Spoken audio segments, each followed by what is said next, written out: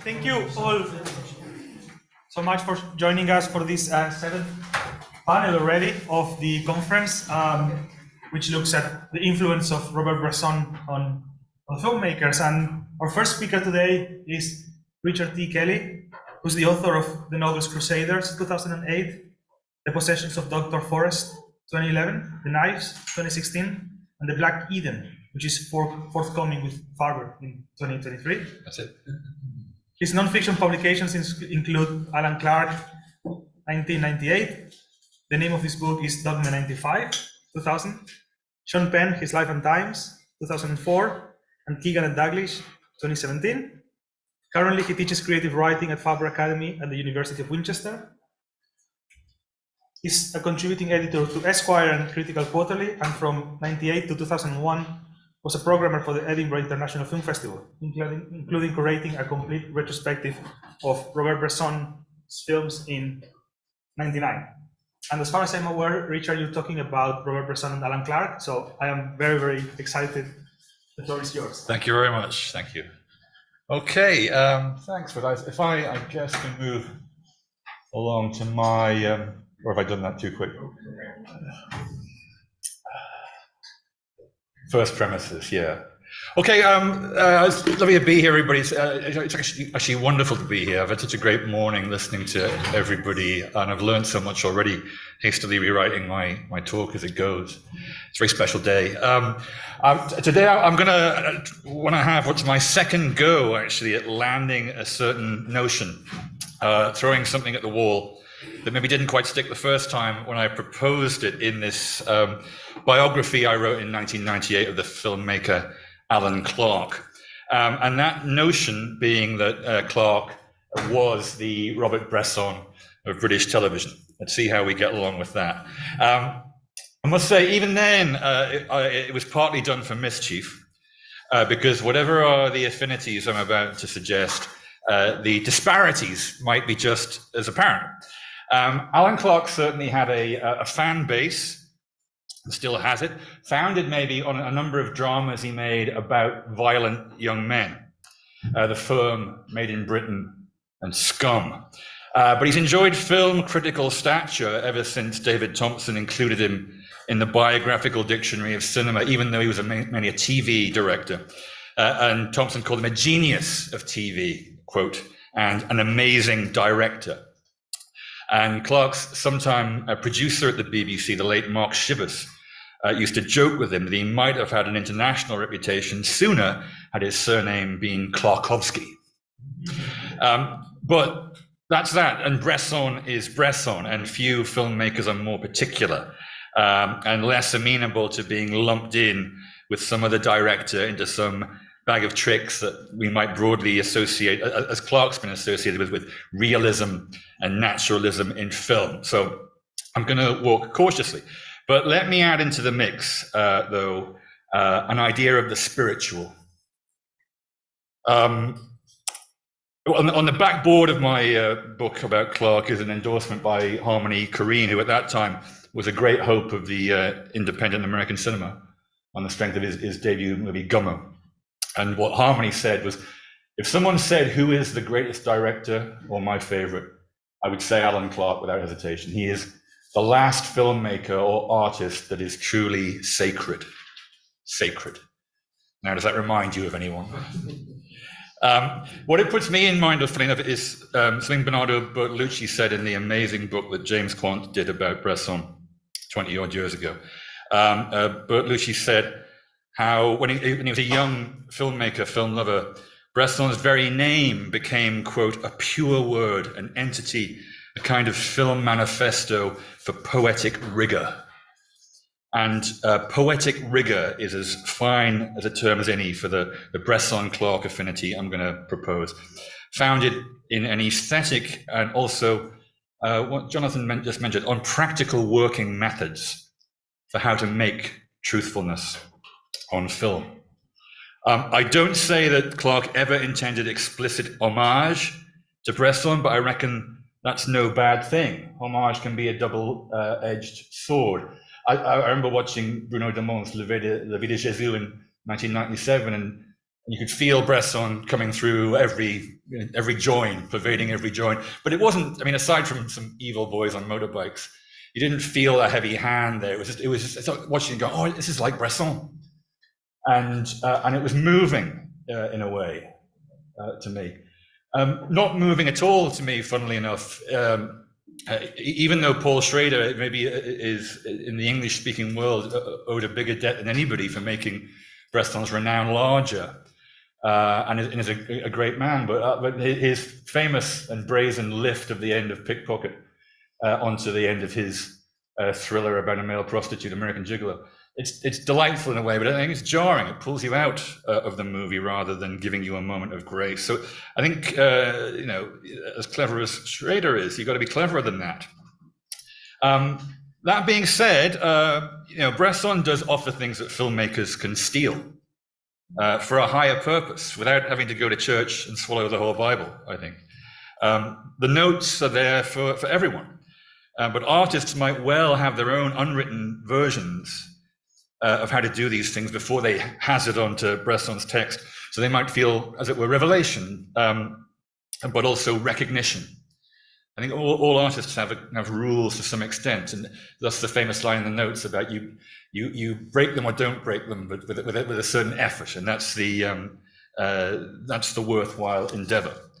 So, I think what Alan Clark understood on his own. I'm just going to move past Richard. What he understood is what Bresson knew is that an austerity of style, a tendency towards privation, could ironically yield a maximum emotional response from the viewer. I'm going to talk about a couple of examples of his films. There's more that will be available, but chiefly one called Diane, which is one of several films Clark made on the theme of a young woman, a girl really, who is in crisis and who suffers. We might say like Mouchette suffers, or like Marie suffers in Balthazar. And I'm going to be throwing out a lot of lines from the book, only because it's an oral biography in which filmmakers and people speak in their own words as witnesses, and that's how I prefer to read about film. Just like these words in what I'm now going to call the notes on cinematography. So my first witness is an extraordinary English playwright still alive called David Rudkin, who was the son of a revivalist pastor and a student of classics who would translate Euripides and Aeschylus, and whose work was massively preoccupied with the idea of the transcendent. And Clark directed a script of Rudkin's in 1974 called Penda's Fen, in which, I don't know how to put it, a schoolboy under the Malvern Hills encounters angels and demons as he undergoes puberty.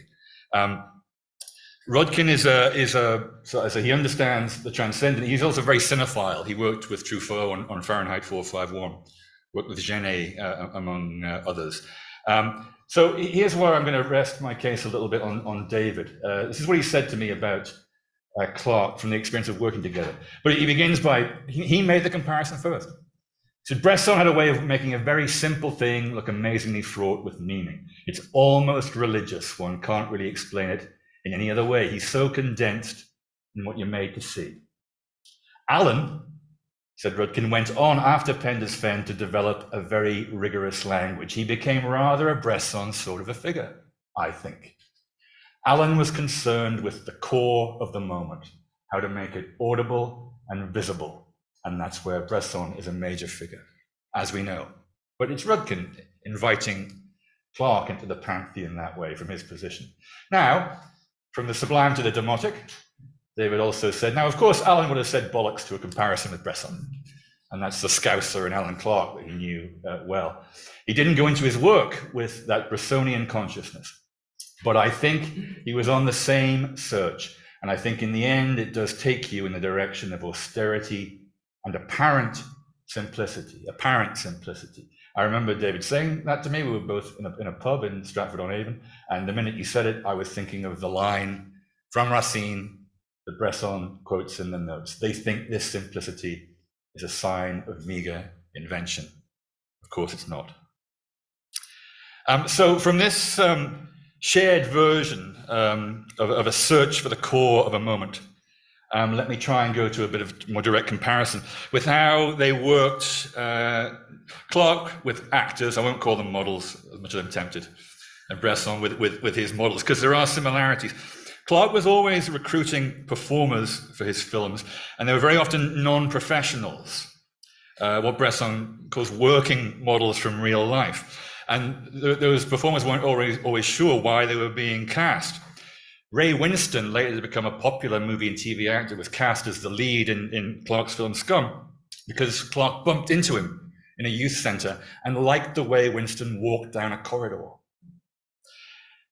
Gestures, graceful things. And Mark Shivers, the producer, said Clark would discover people I'd never heard of. And he realized Clark was doing it for a reason. He said Alan never wanted people to give performances, and he abhorred the RSC school of acting. He also refused to work with the same performer twice. Again, remind you of someone? Often to the disappointment of those actors, but we know what Bresson thought on that score, don't we? When he was asked, would he work again with his country priest, Claude Ledoux? He said, I robbed him of what I needed to make the film. How could I rob him twice? Same principle at work. And you know, Clark worked in the theatre and knew the theatre and loved the theatre just like Bresson did, but he thought something else had to be put in front of a camera. And Sean Chapman, an actor that Clark worked with, we'll talk to him later, said about Clark's method, he ground actors down in the sense he'd take away your acting instinct. He'd let you use up your tricks, and then there'd be what was left. Privation, reduction, automatism, if you want to call it that. So let me turn to Diane, this text that I want to propose as an obvious example of concurrence. Made for the BBC in 1975. It was originally a two-part script by a man called Jonathan Hales called All the Saints. There was a BBC strike in the middle of production, so it had to be condensed into a single play. Not enough time and money anymore. And in that condensation of the work, Clark's script editor, Richard Brooks, said, Clark decided to handle it in his own way, and eventually the writer didn't like what Alan was doing and wanted to take his name off. Now, this was the start of a tendency in Clark, who'd previously been a very loyal BBC director whose job was to shoot the writer's script. He began to remake scripts and leave scripts aside, often to the writer's chagrin, and think instead about what his camera could find in the moment on the day. He was looking for the core of the moment, is what I'm going to suggest. Now, in Diane, we meet a teenage schoolgirl who lives in social housing with her father, and according to Mark Shivers, the part was incredibly hard to cast, and Alan, he said, needed somebody rather ordinary looking. And he found a young woman called Janine Davitsky, who had recently graduated from East 15 Drama School, but was unagented and essentially untested. As the film goes along, we watch Diane being courted by a boy called Jim, but her moods are unpredictable, and eventually she pushes Jim away. And we realize, and I'm going to say realize here because Clark leaves so much out, explanation. We realize that Jim has realized that Diane is pregnant. And we realize next that the father of the child is Diane's father. And in time, we will intuit that Diane has given birth to a stillborn baby, and we'll observe her disposing of the child in a rubbish bin on her estate. Now, in the center of the film is a confession that Diane makes to a vicar while she's committed to an unnamed institution. Again, the context is left to our own imagining. And in the little extract I'm going to show you, you're going to see some acting. I admit that. You're going to see a flash of emotion, even what Bresson called the willful that he didn't want to see in actors. But also, I think, consider, as you watch it, the way the dramatic lines are intoned flatly, how often the gaze is downcast. We know what we're talking about here, don't we? As a style of the master. I just read the other day, actually, for the first time, the interview by Léonce-Henri Borel about shooting Jeanne d'Arc and how annoyed Borel was with Bresson. Here we had this sweet, simple, charming girl with the most marvelous, beautiful eyes, and Bresson would never let her look up at the camera. Well, that's one way to put it, but there's a reason, isn't there, for what's conveyed by that downcastness. So that's what I direct you to here when I propose that we look at a little bit from that confessional scene, Janine Davitsky as Diane in Clark's film. Just a minute.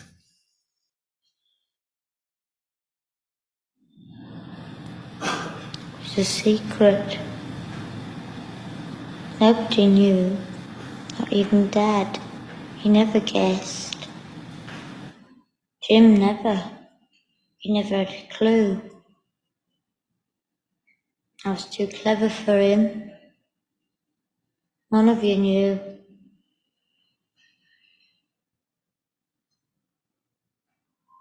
Wasn't breathing when it came out. Didn't make a sound. Never moved. I know, because I looked.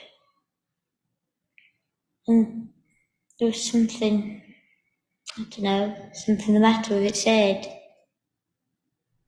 wasn't right, you could tell. The doctor told him. He said so afterwards. He agreed. He told him. So you can't say it was murder. I'd never do a thing like that.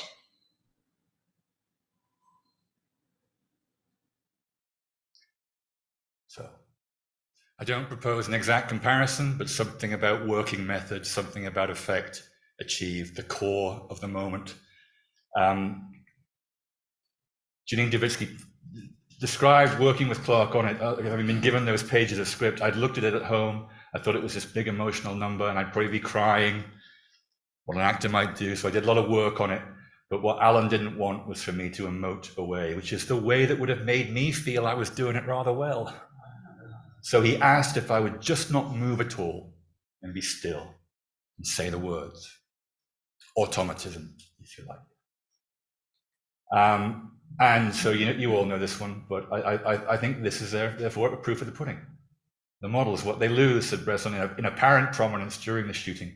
They gain in depth and in truth on the screen. It's the flattest and dullest parts that have in the end the most life.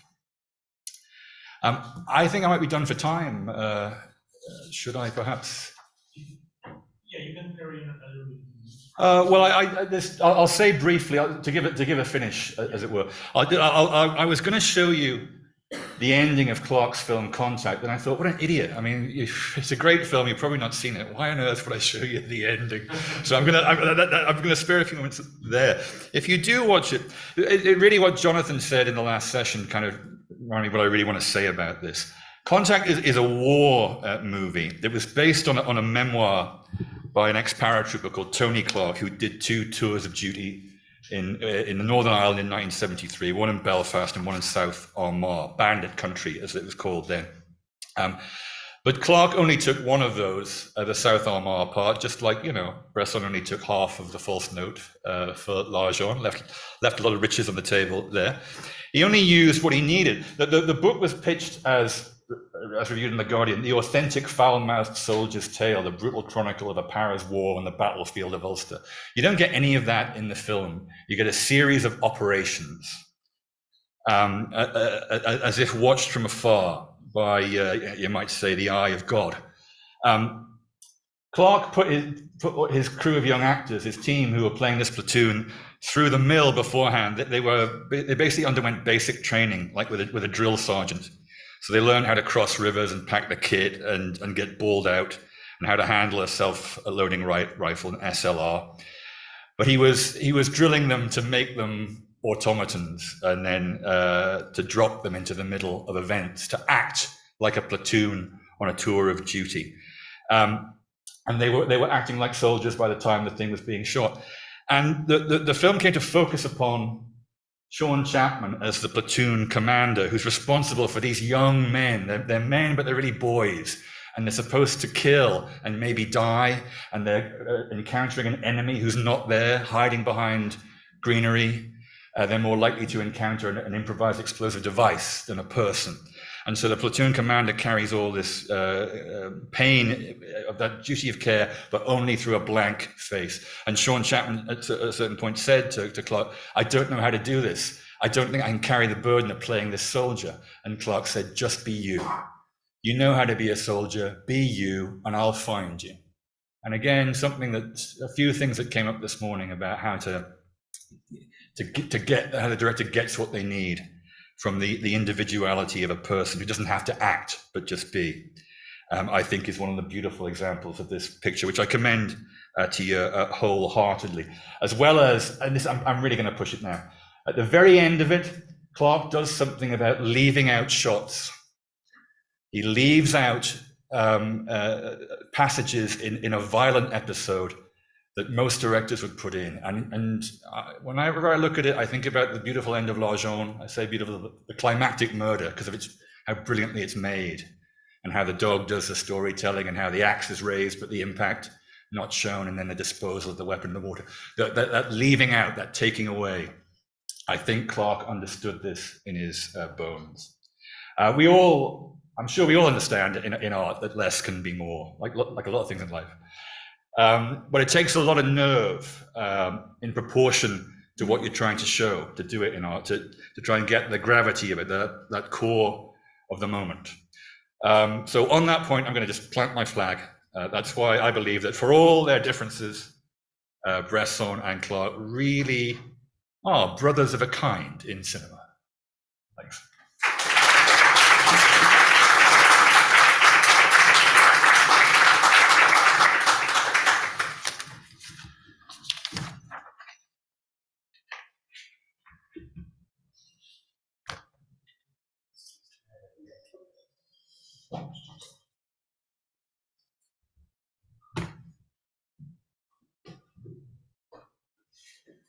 Hello, Tim. Hi. Hello.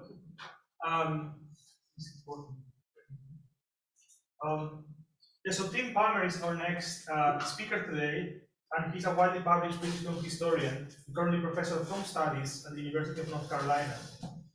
Dividing his time between the US, the UK, and France, his major research interests include French and Francophone cinema history, women in French film industry, studio systems, and rival models to mass production in France, the US, and Japan, as well as film archives and revisionist film historiographies. So Tim, we're ready whenever you are. Just go ahead. Thanks. Okay, just adjusting my screen. Can everyone hear me okay? Can. Wonderful. Let me...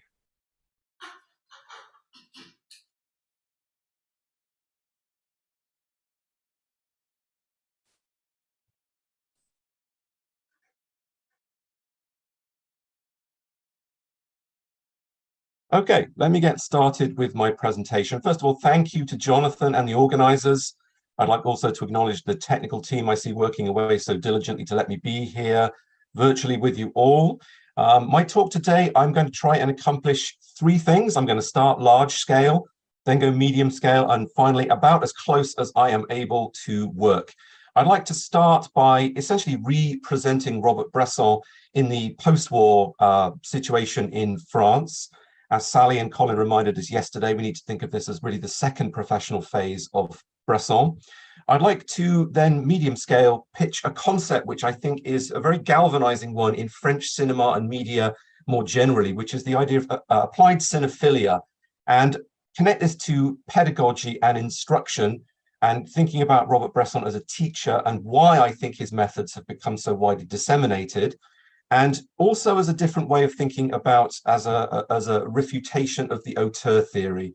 I'd like to think about Bresson and post-war cinema and French film history, the connective tissue of French film history in a slightly revisionist way, which will take me to my climactic smaller scale focal points of a connection, I think, one of the most fascinating for me, one of the two, I think, most extraordinary practitioners at large, Bresson and Céline Sciamma, and the idea of marginal minimalism, or to use Bresson's own notes from Alfonso reminded me of this morning, forms that resemble ideas, as in conceptual, a conceptual idiom, stylistic habits or forms that take on a resonance and are useful conceptually, especially for representing the marginal, the unsaid, the socially disopprobrium, elements that push people outside of conventional norms. So to the post-war then, and I want to essentially here dismantle the tradition of quality complex, which we know this to be a multifarious rather than a monolithic idea, but let me reframe the whole period. This is a quote from Robert Favre-Lebrun, who was the General Secretary of the Cannes Film Festival, which started again after a 7-year hiatus in '46. And looking through its archives, the reference constantly here is to Cannes initially as being a source of instruction. And it was designed for a networking process among instructors and film schools from Moscow, from New York, from everywhere. And Lebrun says this wonderful notion of cinema as the spiritual chain of civilization. Cinema has earned its place in the combat. It's a weapon of knowledge, a discerning and magnificent eye. And he flags the idea of filmmaking, meaning all aspects of film craft, in terms of research. And this idea of filmmaking, researchers, filmmaking is very important to my talk, but also I think in general to French cinema. It's a notion that's come up many times when I've interviewed filmmakers from France who talk about their style, their design, their ideas as being a work in process and research. Briefly to pitch this idea of an ecosystem into which Bresson entered galvanized, and in certain ways I think speaks to this idea of a spiritual chain of civilization and filmmaking research. Just to briefly put up, I would call these engines or turbines of that situation: the CNC, government grant dispersal, IDEC, the National Film School, which I will dwell on and why I've bolded it there, Cannes, opposite, but where a place that Bresson will find a home and a birth after 1956 and A Man Escaped. Unifrance, which is seeking to disseminate and promote French films globally, and the network of ciné clubs, especially in Paris, but elsewhere, where non-traditional work finds audiences, and animateurs, famously André Bazin, lead discussions and essentially raise the bar of cinephilia and pragmatic knowledge and a more expansive reach of filmmaking in general. And drawing all these together, the goal of this decade that's often maligned, I think has been very badly served by film history, is to promote media citizenship and cine literacy, and above all, to spread, to transmit dissemination of practice and ideas, and to make a citizenship that is engaged by and engaged through a wide-ranging form of media. Again, I can't dwell on this list too long, but I've just been experimenting and working elsewhere with alternative timelines or through lines of this, again, I think very unjustly maligned decade, in which we actually see a much more diverse and inclusive span of practitioners than we're typically led to believe, if we are to believe the Truffaut hypothesis that commercial art is banal. And there are one or two exceptions, notably Bresson, to which I say this isn't the case, and it never was. This is a particular through line of mine, a non-tradition of quality, if you will, of filmmakers who swerve towards essay films. And I offer this up as an alternative historiography. It enfranchises women filmmakers like Nicole Vadrez, Yannick Bellon, and Varda coming in later. These are films that are, I think, in certain ways experimental. A note I'd like to hit with all of these, some of them I think are famous, some of them are not, that they all have a very deep and profound social conscience. They're often commissioned films. I put shorts and mediums alongside longer films. I'm sort of trying to offset some of the bias, I think, in history of how we talk about this period. They are films that are experimental and that are seeking a new language, and they are very self-conscious about the means in which they do this. So I put up Bresson's 40s, 50s work when oftentimes he's seen as a filmmaker, as a feature filmmaker, setting in motion certain paradigms and parameters. And I find it interesting to put him in a different regard and think of him as a slightly more communal filmmaker, or a communally engaged, ecosystem-driven filmmaker than perhaps we have thought of so far. One thing I'd like to flag, uniting all those strands, is Bresson as a teacher. We've heard some wonderful talks about notes on the cinematograph this morning, the book that keeps on giving, literally and figuratively. And I think of that book myself as a kind of conceptual instruction manual.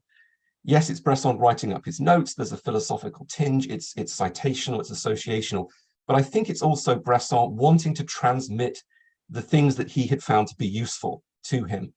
And I see Bresson, this is a conference, the INA website again. I highly recommend this. We can all be schooled by Bresson. There's a short edited highlights of him at 1959, visiting IDEC.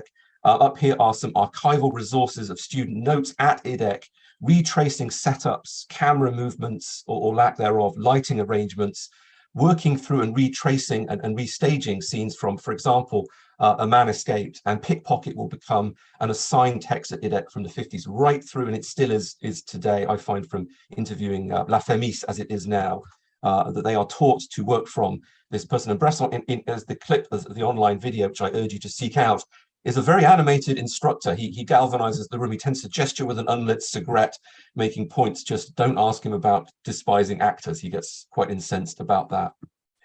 To my second concept, which I'll be a bit briefer about, applied cinephilia. We generally think of cinephilia as about what Bazin calls the total art of the watching of films, as a reception process, and perhaps some element of passivity to this. I disagree with this, and I think cinephilia, applied cinephilia, as I call it, from the post-war, and I think it goes back to the Impressionists, of whom I'll mention a few times today, an idea of craft instantiation and norms and perpetuation of norms. For example, Varda, who was often playful rhetorically in the 1960s about her lack of knowledge of film history, but eventually disclosed that Alain Resnais, who was trained by Nicole Vadrez and worked on Paris 1900, which I put at the head of my alternative post-war canon, Vadrez trains Resnais, trains Varda, and Varda reports about images and various references coming to you completely naturally. I started going to the cinema, to the Cinematheque, to see new releases, to buy film journals, and then I realized I wanted to become a cineast. She's talking about herself in 1954. This is a very overlooked book by Agnès Varda, La Coupe d'Azur, d'Azur, d'Azur is its full title, from 61, but writing up the 1950s, in which she calls cinema citation an association. She's a great associational editor, Varda. She calls it one of life's springboards. The French is tremplin, a launching pad might be another translation. And I find this idea about the transmittability of filmmaking very rife among non-traditional filmmakers and women filmmakers. This is another reference I came to recently, Alice Diop, the wonderful Alice Diop, talking to her mentor, Claire Denis, mentors being, I think, rather fugitive or unheralded links in film history. So Diop talking to Denis in an interview, what I mean is you can borrow so much from the work of someone who speaks to you and penetrates you that you feel like you're making films that, here's the key, expand something you saw in that film. Diop was incensed at the fact that Sarah Maldoror, the Franco-Caribbean filmmaker, had not been assigned in film classrooms when she was also at La Femis in the documentary track. So it's about being your own curator, about pushing back on the canon and respecting the devices, that the canon that's passed on to you, and then using this to expand your own repertoire to, in the case of Diop, and I think Varda and many others, to make non-traditional cinema from non-traditional points of view. An intertext of mine having flagged pedagogy and instruction, this talk and this project I'm working on, speaking to the book in general, I'm working on Cinema Marianne, also comes from a class I taught, a most experimental class from last year, in which I put Bresson and Céline alongside each other, alongside intertexts of queer filmmakers, people who have been called minimalist or seem to have some proclivity in common, people like Simon Liang, Gus Van Sant, or in Europe, the likes of Ackerman, Duras, and others. And my students, to acknowledge them, flagged certain aspects from that Notes on the Cinematograph, again, which I'm positing as an instructional resource, a volume of pedagogical dictums and solace for a beginning filmmaker too, of a fascinating poise between ideas and practices, pragmatic, conceptual techniques. And my students, to flag some of them, people like Anya Katerina, Connor Holland, many of whom have contributed to this project. And the consensus among the students which I'm reporting are aphorisms that they found to be useful, some of them identifying as queer filmmakers or scholars themselves, or people who found things in Bresson which they could expand, to use the Diop formation there. New relationships between persons and things, unusual approaches to bodies, the most inward moments, certain states of soul, and this refrain of things in Bresson which are either directly or indirectly and can be expanded or used as a tremplin, to use the Varda formulation, into representing hitherto unrepresented things. States of neurodiversity, for example, in Chantal Ackerman, repetition and ritual and social existence as a numbing thing that buries or represses people's desires who are not of a traditional mindset or corporeal frame. So the linchpin moment here, as a point of evidence of just when I saw and immediately wanted to write about and started programming and talking about water lilies, as soon as I saw it, it was one of those fall out of your seat moments of watching this. I had the same response with The Man Escaped, I might add, when I saw it when I was 14 years old, of when she was at La Femis, again, the successor to IDEC. In 2005, Shyama was recruited as initially a scriptwriter, and to flag Xavier Beauvoir, another noted neo-Bressonian whose films of Gods and Men, Le Petit Lieutenant, I think are quite fascinating. One of the great, I think, mentor remarks, this one, nothing along the lines of just telling Céline Sciamma, you should direct what you're working on as a script. I mean, for that, we owe him a debt of gratitude. But also putting notes to the cinematograph in her hands, and essentially saying this script is a wonderful work in progress, but you should look at Bresson and think of him as a useful means of representing what you want to do in that film, specifically removing dialogue and putting into process, or at least thinking about the parameters that Bresson offers up as being, again, conceptually, practically useful for the non-traditional filmmaker's voice and sensibility. So there's the crossover. A note on Sciamma, who is voluminously written about, but I think there are certain gaps in the secondary literature. And again, I'm offering her as she's one of the most applied cinephile filmmakers I know of anywhere, and the references I don't think are necessarily being held up. This is two wonderful films, Fall of the House of Usher, Jean Epstein from 28, alongside Portrait of the Lady on Fire from 2019. Two women in wedding dresses who are being essentially oppressed by the act of their paintings, being portraits being painted of them, complicit in or not. Also the opening of Tomboy, a hand at this point belonging to the body of Laura, aka Michael, writing on the sky of Nadia Sibirskaya's hand, the same flourishing effect from Dmitry Kirsanov, Autumn Mists, the French Impressionists. I think an endless well of resource for contemporary filmmakers in France, and I don't think that dialogue is talked about much. Germaine Dulac, a figure Sciamma talks about. She recently did a new edition of Alice Guy's memoirs, in which she has a wonderful feminist preface to this, so she's clearly a revisionist film historian herself.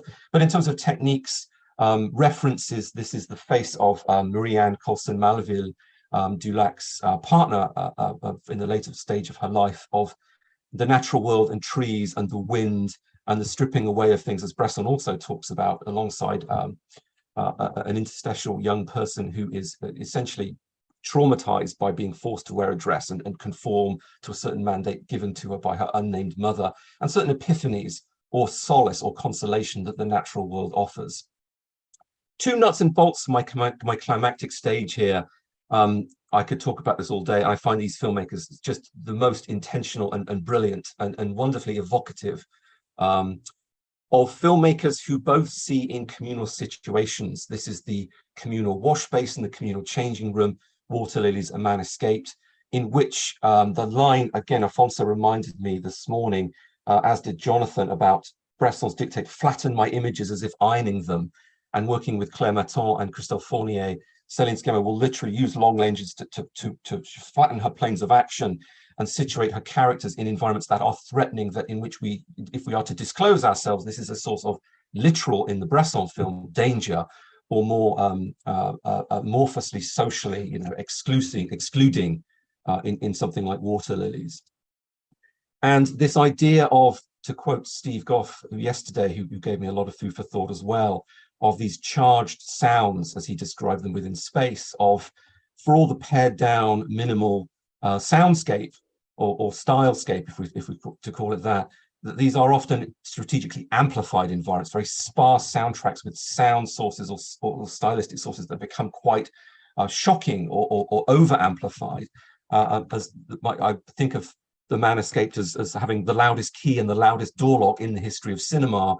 And Sciamma talked about her swimming pool aesthetic in Water Lilies and after, of strategically heating up, flattening depth cues and creating stylistic diegetic spaces that are rather fraught and with very pared down resources and a sense of exposure for some of the protagonists.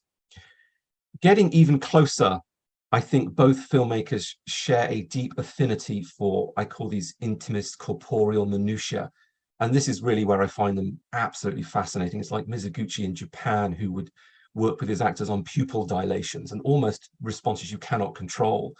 of paring down resources. This is a moment where the wonderful Josephine Sans playing Nellie in Petite Maman, discovering her mother's artistic notebook, and she gasps, and not really even a gasp, it's more a ragged intake of breath. And these sort of patterns of respiration. Tony Pippolo talks about pin lights in the eyes causing, I think, also pupil dilations, feet rather than hands, rather than faces, alternative sources of corporeal stimuli like goosebumps or gooseflesh, blush responses as being really important markers of repressed desires or involuntary reactions in situations that are not conducive to their expressions. Characters who are literally and figuratively not able to set words like Fontaine to feelings, like a lot of Sciamma's protagonists as well. Another moment from Portrait here, Noémie Merlan, who in her own directorial work and in her general, she's one of the most widely working actors in France today, generally skews towards the Maximus, but at times strategically, this is the bit where Marianne is about to burn the first failed canvas.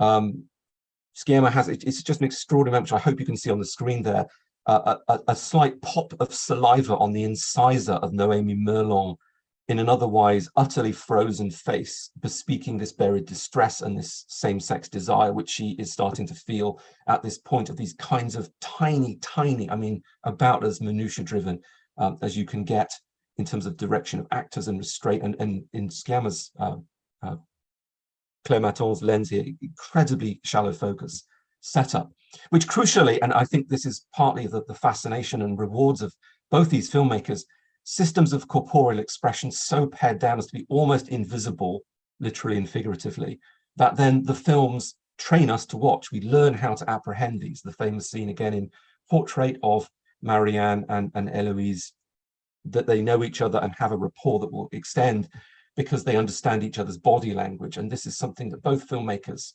I think, oftentimes eschewing verbal language or conventional social formulations of I want X or my goals are, the classical fiction formulation, in a completely different register of desires that are, in the context of the films, to be excommunicated or are verboten in certain ways.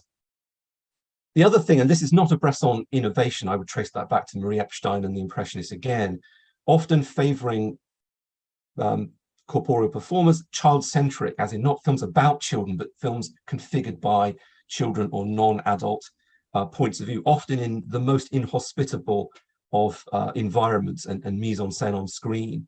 I'm putting Mouchette alongside Water Lilies again here, in which again, and certain figures in Water Lilies are remarkable here, of some of the most non-vocal, non-expressive, deliberately inert performers are put into the dramatic situation, or the non-dramatic situation, we might say. Which leads us again to certain paradoxes. I'm reminded oftentimes of the French have a deep abiding cultural love of paradox, of situations in which ultimately these child-centric modes, particularly, they are not able to emote or offer antidotes or even to be declarative.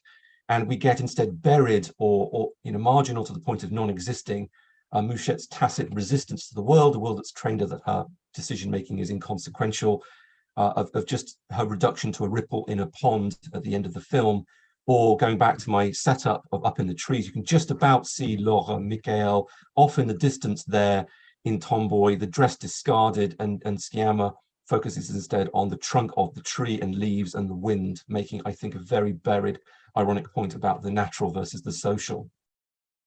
The other thing I would say, and I have a couple more of these to get me to my ending, of these filmmakers both being very drawn to totemic objects, discarded debris of Adèle Haenel's character in Water Lilies, the infamous 28-page in Portrait, and Bresson respondents have written very evocatively about these. I'm always drawn to the spoon in A Man Escaped, and how this is literally life or death are the stakes. And just as an aside on this, going back to my class, taking the totemic to, it's just a jaw-dropping moment of a student in that class who herself got a tattoo of page 28 on her leg and showed this to me. These are two filmmakers that aspire complete adoration and devotion, and I've never seen anything more remarkable in terms of a corporeal commitment than actually getting an image, a motif tattooed on your own body. But there we go.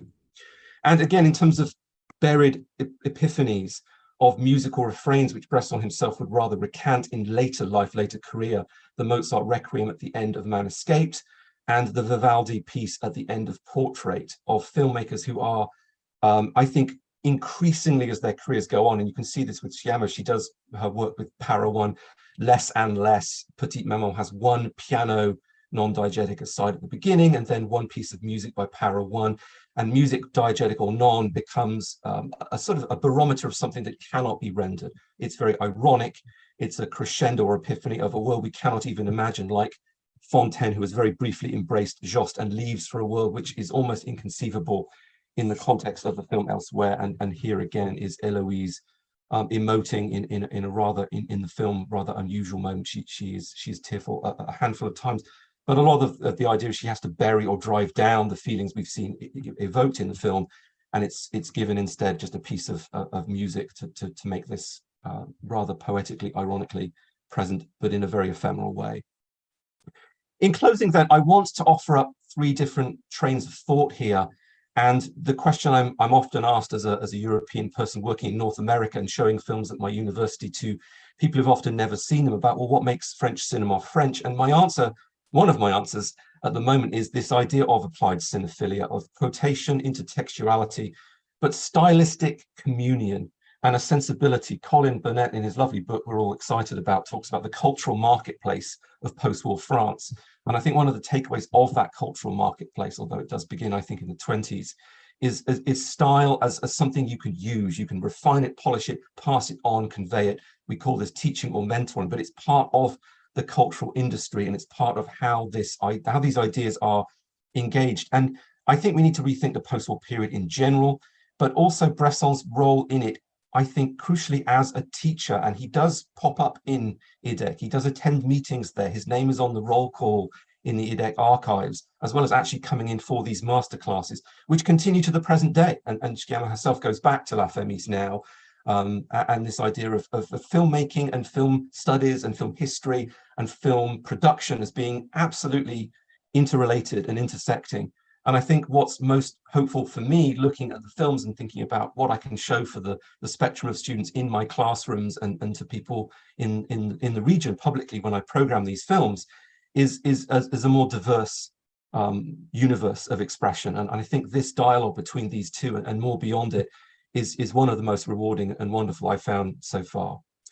So on that note, I will adjourn. Thank you very much for your time and attention.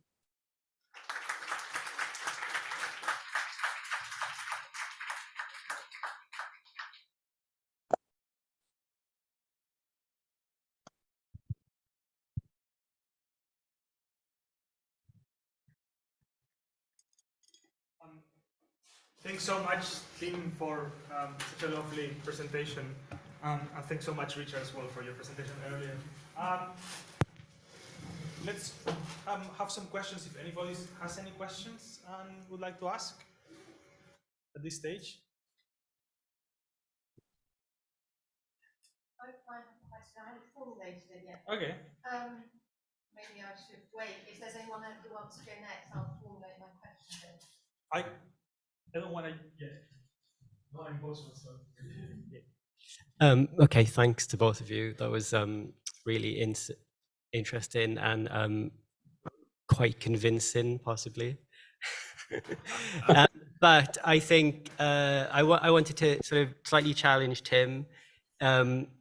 Yesterday, we heard about Bresson's movement to colour and him avoiding it to avoid sort of postcardism.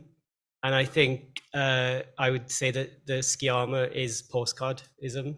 I think in the sort of contrast between the stills today, it was really, really apparent, the difference in approach to their subjects and composition. Bresson's been very sort of kind of like non-conventional compositionally, and then Sciamma relying very much on very sort of established composition, which we could say is postcardism. So I don't know what you think about that, Tim.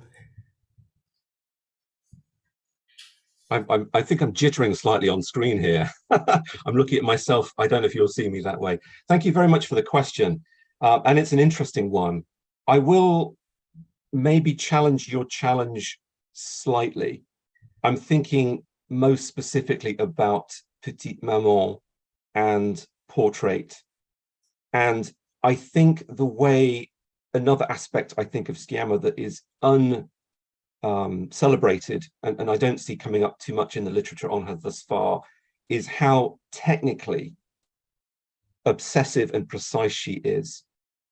If I was to, they offer up the Bresson line about be a precision instrument, master precision, another one of my favorites, that she is in those films building them around particular landscapes. In Petite Maman, a very autumnal one in which she and Claire Maton are doing certain techniques like bouncing light off walls, using dulling refractors, shooting in very, very shallow focus and strategically with slightly longer lenses than Bresson would have done.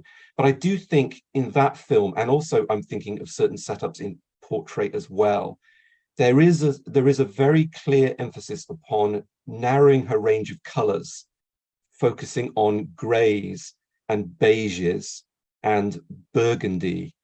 So I think, I mean, there's a plausible, just a diegetic rationale for this, that these are films that are set in Petite Maman in autumn. The film is a sort of autumnal piece, and in Portrait, in an environment in the past, a fictional past, where it's largely lit by candlelight, by firelight, and dawn and dusk for long stretches of the film. So I do think there's always a reductionist sensibility there.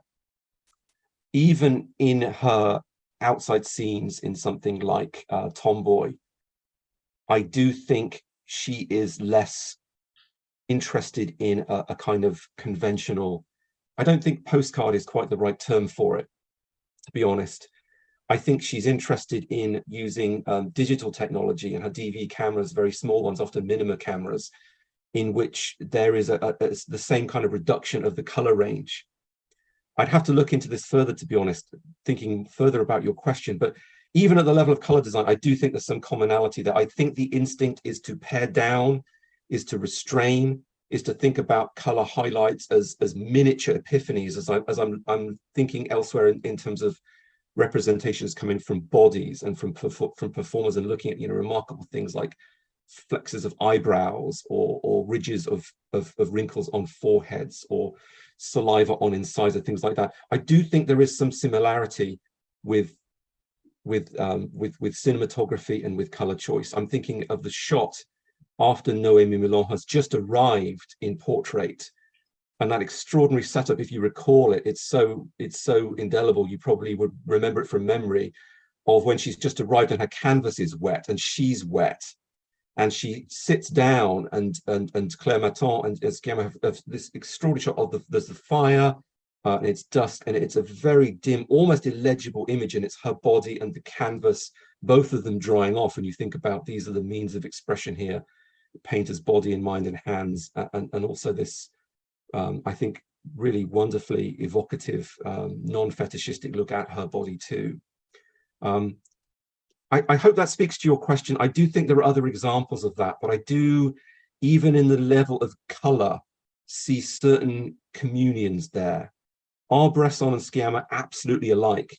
No, but they come from similar points of conceptual departure, and we see, I think, manifestations of practice, again, that idea of forms and ideas, and ways in which diegetic spaces that are not conducive to expression for different reasons. So the style must itself be rather claustrophobic and flatten and bury, and then these little tiny instantiations of stylistic departure that reflect these yearnings or things you can't even put words to. But thank you for the question.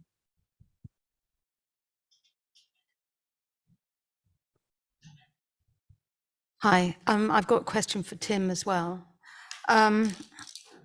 So I was really interested to see you bringing Bresson's work into dialogue with some female and queer filmmakers, and seeing the ways in which some of the methodology that he uses to examine the complexity of interiority is actually sort of instrumental to these younger filmmakers and the who are in marginal positions in a quite still quite male dominated industry. So I guess something that came up last night that felt to some of us like a very moot point that hadn't been raised was the sort of Bresson's choice of young female protagonists who are subjected to brutality, harsh circumstances, and sexual violence. And it's very difficult to discuss this outside of any acknowledgement of the gender politics of his time and to the very changed landscape of conversations around gender and sexuality now. And I wondered whether that was partly informing your decision to bring in queer and female practitioners into dialogue with Bresson to your students. That's a really good question. That's a really interesting thing to say. I think I'd respond to it in two ways. One, going back to Bresson, thinking specifically maybe about the late 60s situation, and my mind goes back to Anne Wiazemski terrorized at the end of Balthazar, for example. And we have to be realistic about Bresson's frame of reference and the very polarizing, changing social situation in France then. I certainly see among performers like Anne Wiazemski, then working with people in the Star Vehicle, George Key, and working with a lot of performers of that period, some of whom are not treated well, to put it starkly, in the French New Wave and in 60s cinema in general, including Anne Wiazemski, who then work with and sponsor and are galvanizing for women filmmakers entering the train en masse in the early 1970s. People like Michel Rosier, for example, there. Stepping back and reframing, I think for me, Bresson's contribution is that he does offer up a language of representing things which are impossible to represent, which was why I was putting him alongside some of those lesser known essay filmmakers, some of whom I would say have a very non-traditionalist viewpoint, people like Nicole Vadrez and Yannick Bellon, who in the first phase of a career have not flourished within film history, and his viewpoints have not really been mapped out within that generation. But this idea of what is Notes on the Cinematograph, it's a primer, it's a set of declarations for rendering things which are maybe hitherto not shown or recorded or present in French and world film, and things that, to go back to my Alice Diop formulation, or what Varda's talking about with her tremplin there, they're starting points, they're structuring pivots, they're ways in which we can reconceive of breaking out of traditional ways, even whether it's just things like shot reverse shot or a sound hierarchy, or the way in which we script and gender the action of protagonists on screen. And this for me is why I find Bresson so rewarding, and I think about this affinity that people seem to have with some of his practices and I think beliefs, that he becomes more and more interested in the marginal and people who work with their hands, or people who are not privileged, or who are excluded, excommunicated, shunned, or made to want. Society treats them as if they should vanish. It's not even, we'll debate your ideas, it just disappear. And I think that is maybe Bresson at the extent, or right at the far terrains of his work. And I think this is something where we have a new generation now, and for me, Scammer is galvanizing among those respondents of picking up and continuing.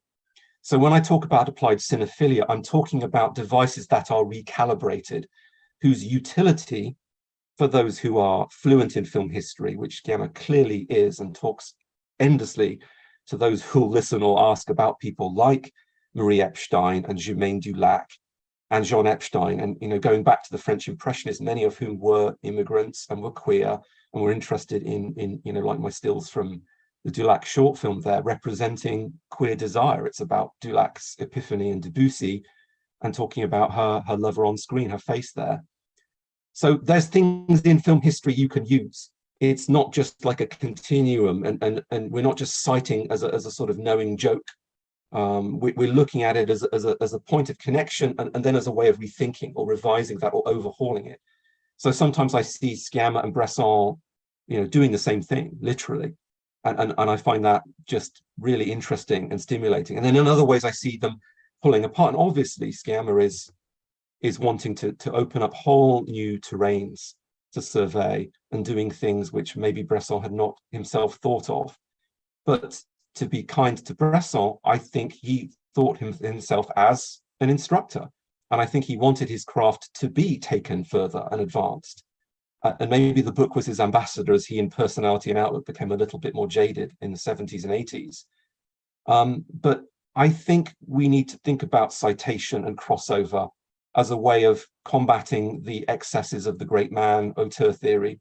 I think we need to think of craft and film history as a continuum, as give and take in exchange. And I just, in my work as an academic and in our work as writers, we think of citation as a way of advancing fluency, right? We're talking and we're drawing on other people's breakthroughs and discoveries, maybe making them even more expansive and interesting, and maybe too inclusive. And that's where I see this relationship hinging on that. Again, I hope that speaks to your question. I mean, this is the rub of the crux, isn't it? Thank you very much. It's a great answer. Go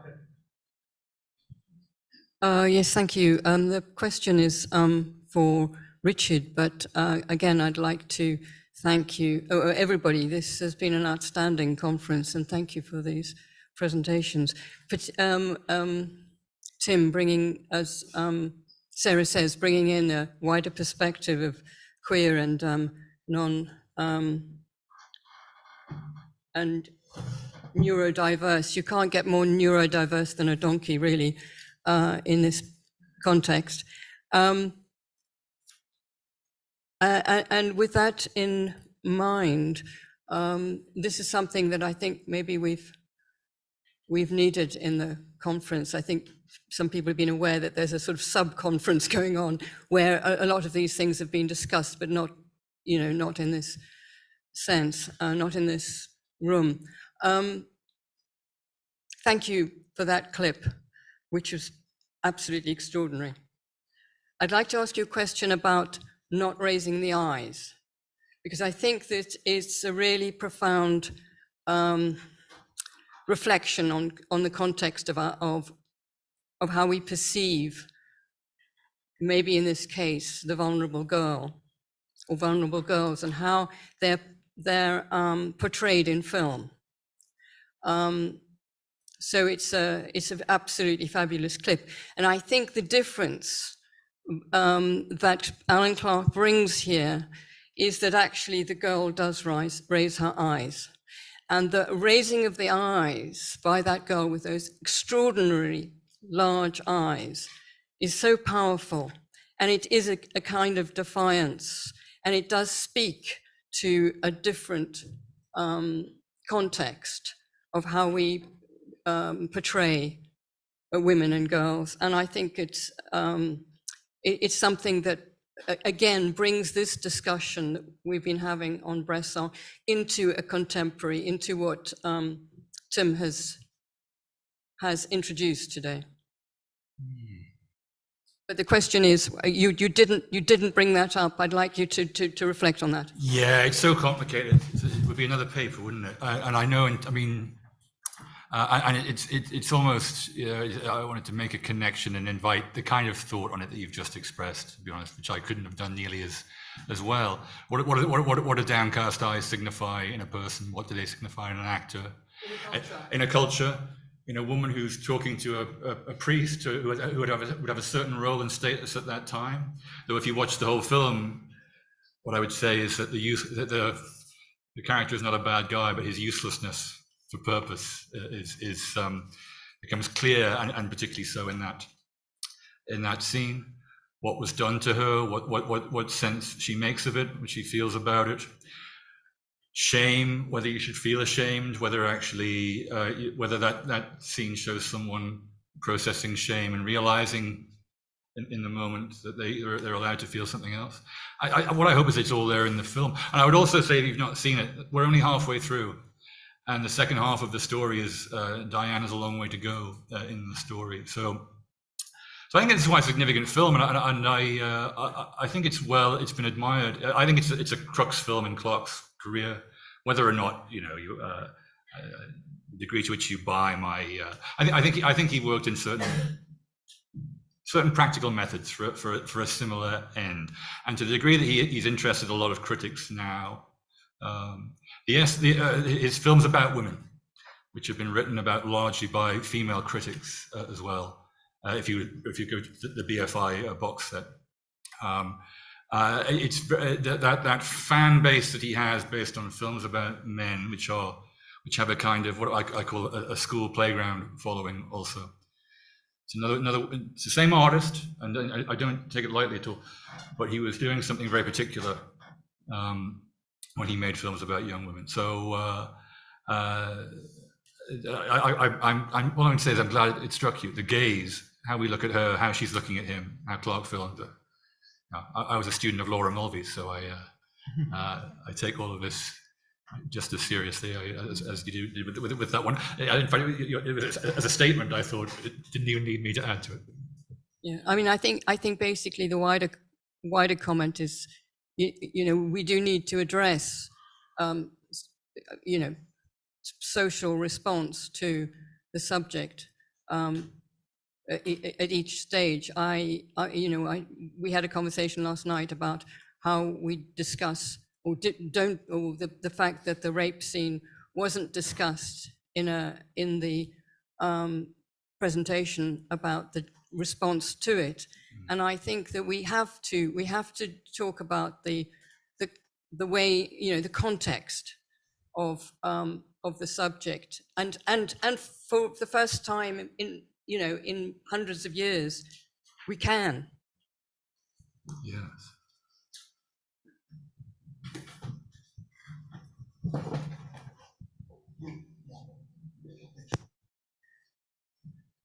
Yeah, thanks very much for both papers. I was kind of fascinated. Well, I was fascinated in myself. I was interested in a response that I found myself sort of having at points in both papers, which was to do with absolutely sort of seeing these questions, sort of whether of influence of Bresson or sort of resonance, even in absolute, and then also seeing the differences, and that making me not want to go, oh, it's a bit like Bresson, but maybe want to go, this is fucking nothing like Bresson. This is absolutely, excuse my French, So that's just my sort of question. Is there anything in that in terms of, I don't know, the nature of Bresson's sort of influence or the teaching that he can give? It makes me think a little bit of Samuel Beckett as well. I think there's similar, how people, this sort of, which has also got to do with a sort of minimalism, a kind of style which is, so many people want to do something with, but then you think of what someone like Beers Johnson sort of does with it. That I'm going off on one, but yeah. So just sort of, is it, I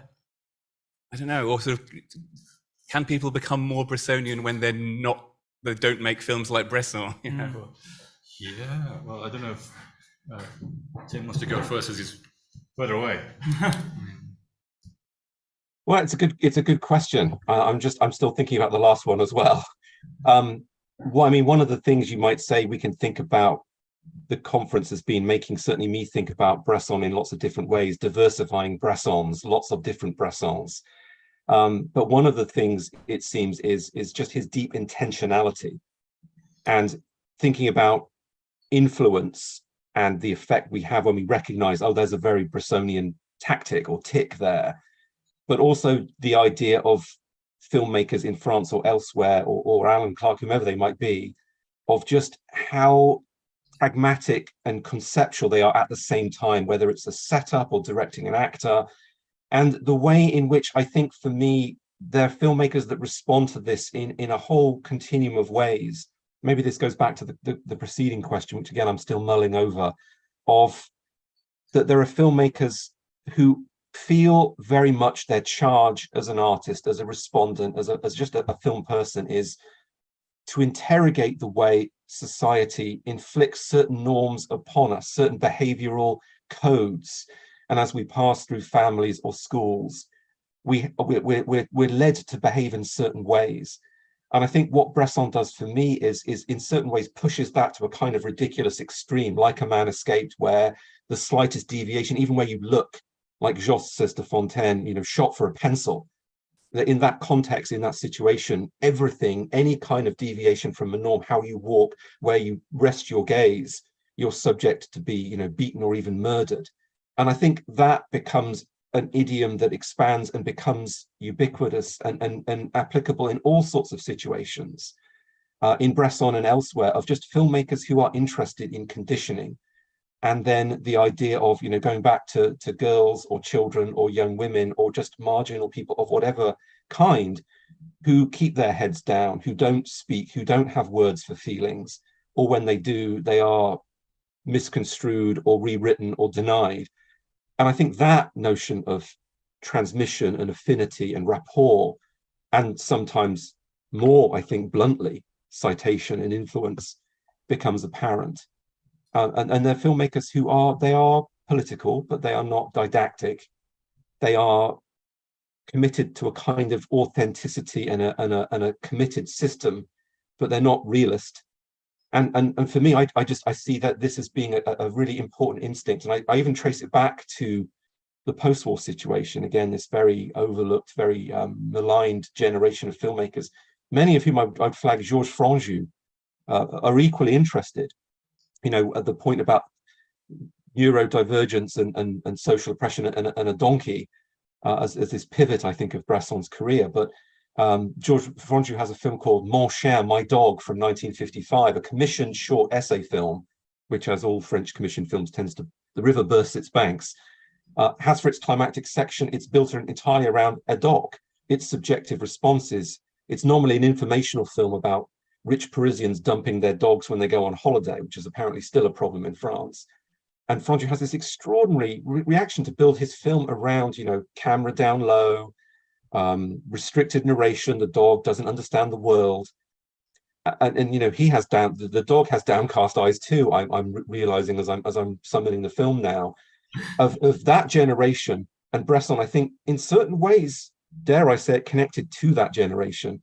And filmmakers who see subjugation around them and see problems of people and animals and children and those who are not lifted up and whose voice is not sanctioned or encouraged, of ways in which, if I flatten my stylistic register, I pare everything down, little tiny tells like when Florence Delay is able to raise her eyes up, or, you know, a bead of sweat forms on a pore of her forehead, and we see this, we read this as defiance.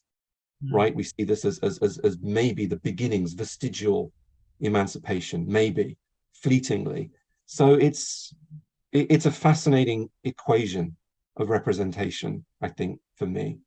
I hope that addresses both those questions. Richard, I don't mean to take your time away from you. I just think it's about making tough choices, being unafraid to look at tough things in life, and then making really tough artistic choices about how you do it as well, that are kind of picked to the bone. That's where I think I see Clark and Bresson doing something useful together.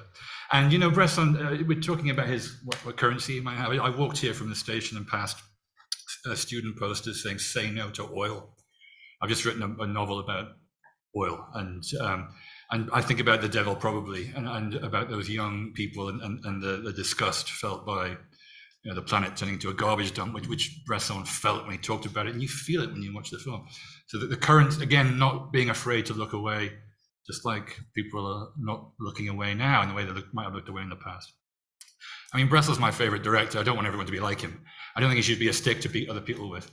At the back of that wonderful James Quant book done 20 years ago, there's like 70 pages of directors saying why they love Bresson. And, you know, let a thousand flowers bloom. They're all taking something and getting better at that thing they do by making those tough choices. I think that's the common denominator, I think. Thanks so much. Yeah. We have to leave it at that because we're out of time, but please help me congratulate the panel.